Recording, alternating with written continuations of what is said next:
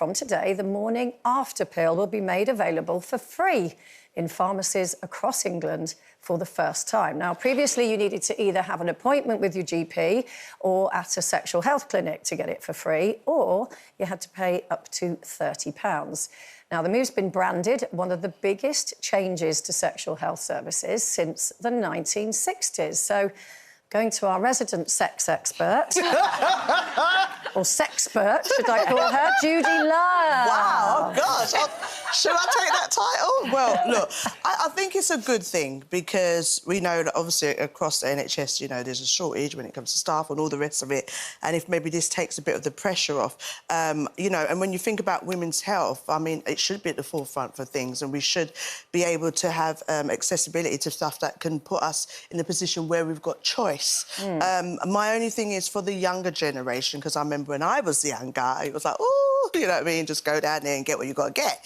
But I want them to understand and be educated that this shouldn't be a regular thing. It's not a pattern that you should be using. It's like a fallback. Yeah, it's a fallback. Yeah. You know, you've had a little bit of an accident, you maybe was using protection, it broke, whatnot, and you want to put yourself in a position where you can have the choice to, you know, try and put in some precaution before you get to that stage of, you know, and obviously, exactly. And it's not actually just about pregnancy as well. It's about protecting against STDs. That's why the education really needs to be given to younger people. And actually, I'm not going to be able to say youngish, but for everybody to know that that only protects you and possibly protects you from getting pregnant. I mean, I've got friends and family members who have children even though they, you know, took the morning after. So it says 99%.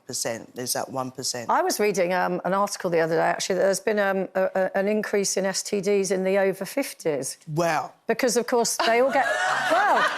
they all get to the age where they think, oh, well, I'm not going to get pregnant anymore. Exactly. So they're not thinking about protection, but protection is there for other reasons, right? Yeah, and also, I think, not to be gross, but women, as they get older, obviously, you know, you have a lot of changes, body dries out quite a lot, and so you're much more prone to STDs than you ever were in your youth, which is another... I mean, it is another... It dries out. Yeah. So, like, you can get... there's an awful lot of women...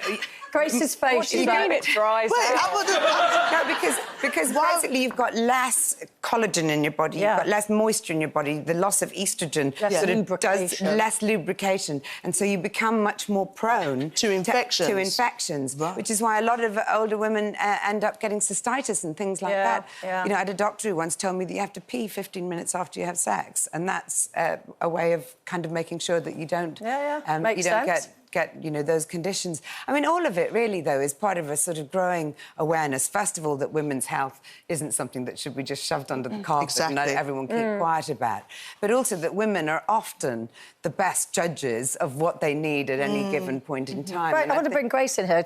I know you're 25. I don't think I knew a great deal about sexual health at the age of 25. Do you? I mean, at school... Can I say condom?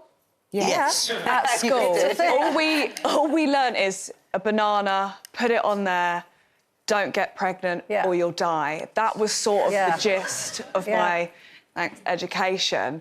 So that's what I didn't know about STDs and all of that until I started growing up and researching it. So I don't really think there's nothing that's taught in schools. So people might just assume this is a way to...